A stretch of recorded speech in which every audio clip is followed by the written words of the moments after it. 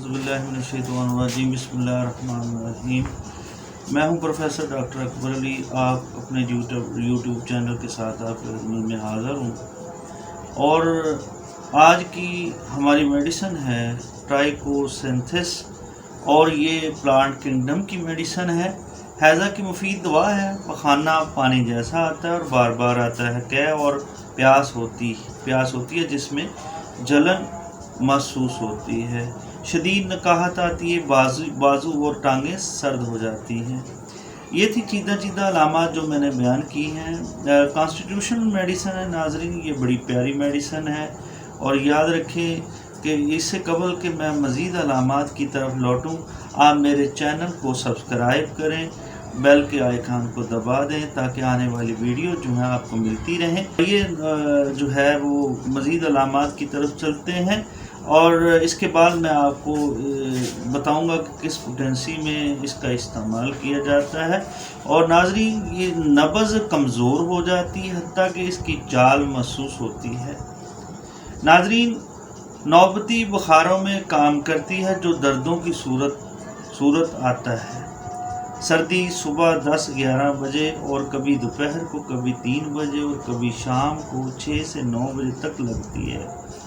साथ सफरा की कै और फिर बार बार आती है और मरीज़ पानी पीता है और कै कर देता है। तेज़ बुखार की वजह से जिगर और तिली बढ़ जाते हैं। पेट में खालीपन का एहसास होता है।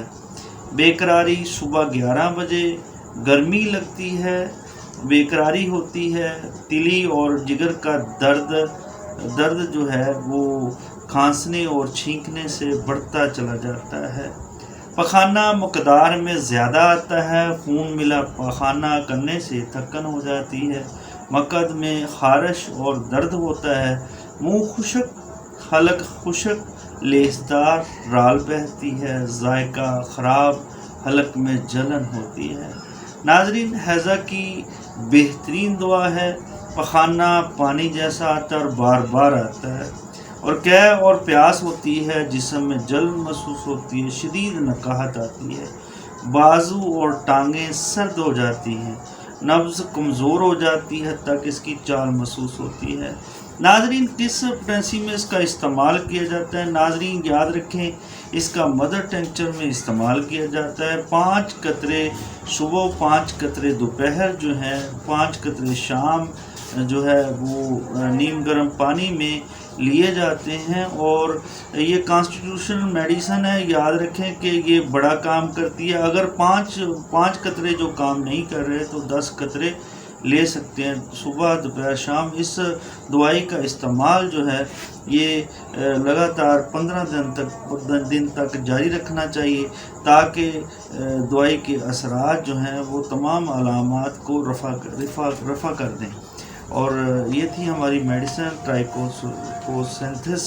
और याद रखें कि आप मेरे चैनल को सब्सक्राइब करें, बेल के आइकन को दबा दें ताकि आने वाली वीडियोज़ आपको मिलती रहें।